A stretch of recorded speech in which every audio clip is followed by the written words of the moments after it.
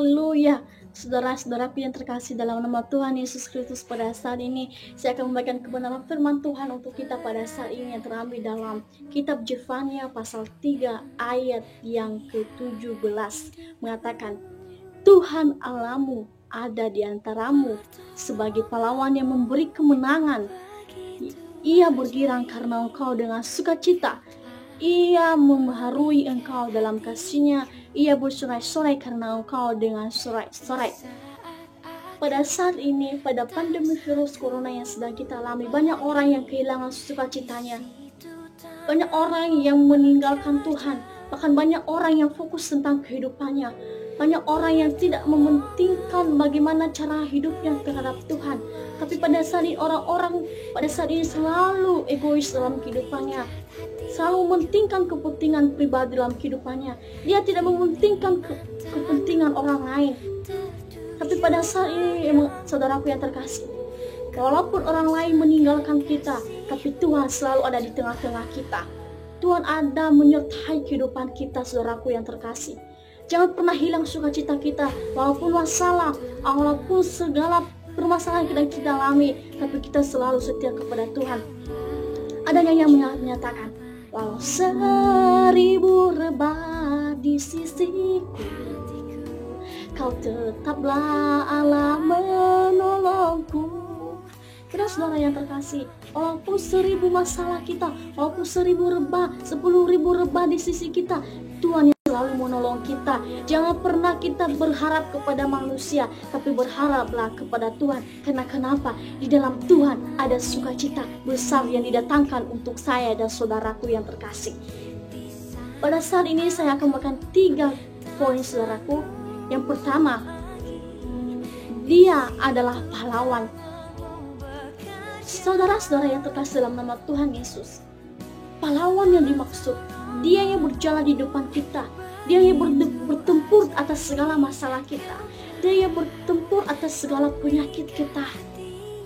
Saudaraku yang terkasih, jangan pernah khawatir akan hidup kita. Jangan.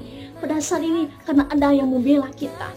Ada yang membela kita. Ada yang memberikan dukungan bagi kehidupan kita, yaitu Tuhan Yesus Kristus. Dalam kitab Keluaran pasal 15 ayat 3 mengatakan, Tuhan itu pahlawan perang. Tuhan itulah namanya. Benar, Tuhan itu pahlawan bagi setiap hidup saya dan hidup saudaraku. Dia yang membela segala perkara kita. Dia yang berkuasa atas segala perkara kita, atas segala penyakit kita, atas segala wabah corona pada saat ini. Saudaraku yang terkasih, andalkan Tuhan dalam setiap kehidupan kita. Kita harus mengandalkan Tuhan pada saat ini. Karena kenapa? Tuhan satu-satunya yang menjadi pahlawan, yang membentengi setiap kehidupan kita. Karena kenapa? Dia keluar untuk berperang. Dalam ayat Alkitab mengatakan, Yesaya pasal 42 ayat 13 mengatakan, saudara, Tuhan keluar berperang seperti pahlawan, seperti orang perang. Ia membangkitkan semangatnya untuk bertempur. Ia bertepuk sorai. Ya, ia memekik terhadap musuh-musuhnya. Ia membuktikan kepahlawannya. Benar, Tuhan itu tidak hanya duduk diam melihat kita, tapi Tuhan datang di dalam hidup kita untuk melawan segala masalah kita. Karena Tuhan jauh lebih besar dari segala masalah kita. Karena Tuhan jauh lebih besar dari segala penyakit kita. Kalau Tuhan mengatakan bagi kita pada saat ini, sembuh, haleluya, pasti akan sembuh. Mujizat Tuhan terjadi, saudaraku. Jika Tuhan mengatakan pandemi corona pada saat ini telah dihentikan, haleluya, puji Tuhan. Itu semua karena kemurahan Tuhan, saudaraku. Mari kita selalu percaya kepada Tuhan, karena Tuhan yang selalu menjadi pahlawan dalam setiap kehidupan kita. Yang kedua, saudara, ada kemenangan dan kesembuhan. Di dalam dunia ini tidak diberikan kemenangan dan kesembuhan dalam kehidupan kita. Tidak. Satu-satunya yang memberikan kemenangan bagi kehidupan kita hanya Yesus Kristus. Haleluya, saudaraku. Hanya Yesus Kristus. Haleluya. Pada kitab 1 Korintus pasal 15 ayat ke-57 mengatakan, tetapi syukur kepada Allah yang telah memberikan kepada kita kemenangan oleh Yesus Kristus Tuhan kita. Ada kemenangan dalam kehidupan kita. Ada kemenangan yang diberikan Tuhan kepada kita. Ketika kita mendapatkan kemenangan, hidup kita selalu bersukacita kepada Tuhan. Hidup kita selalu diisi oleh kebenaran firman Tuhan. Hidup kita diisi dengan melalui doa-doa. Hidup kita dipenuhi dengan Roh Kudus, saudaraku yang terkasih. Kita berpegang kepada Tuhan karena Tuhan satu-satunya yang mendatangkan sukacita. Karena kita percaya Tuhan yang menjadi juru. Kamu yang takut akan namaku, bagimu akan terbit surya kebenaran. Dengan kesembuhan pada sayapnya, kamu akan keluar dan terjengkit-jengkrak seperti anak lembu lepas kandang.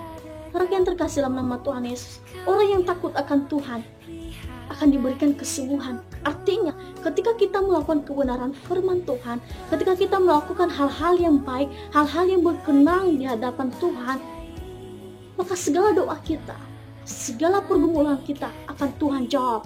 Seperti kesembuhan, pemulihan dalam rumah tangga kita, pemulihan perekonomian kita, saudaraku yang terkasih. Jangan lupa kita tetap berdoa, walaupun banyak masalah, tapi kita selalu bersukacita, saudara yang terkasih.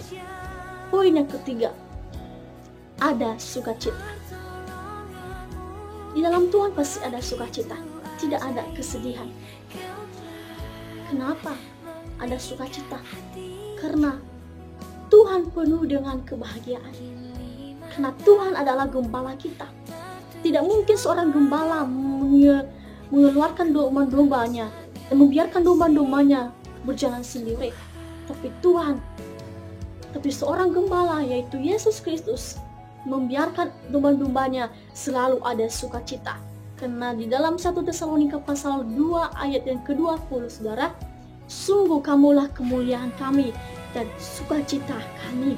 Benar, Tuhan adalah sukacita kita. Karena dalam 1 Tesalonika pasal 5 ayat 16 mengatakan, bersukacitalah senantiasa.